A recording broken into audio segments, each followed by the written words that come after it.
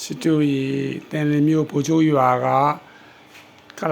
ကာလီမန်ကျောင်းကိုရောက်ရှိနေပါတယ်ချစ်တို့ရေ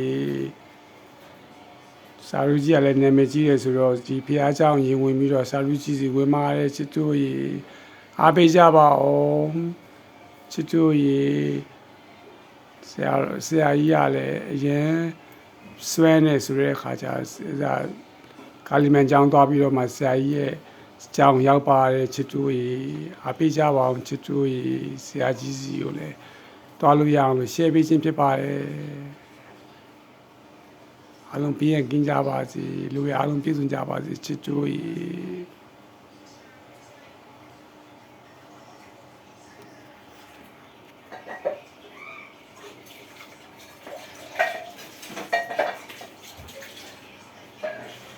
တန်လင်းမျိုးဘိုးချိုးရွာမှာရှိပါတယ်ချစ်တို့ရေ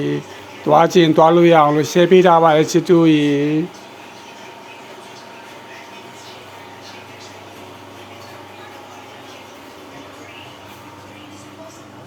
တန်လင်းမျိုးဘိုးချိုးရွာမှာရှိပါတယ်ချစ်တို့ရေ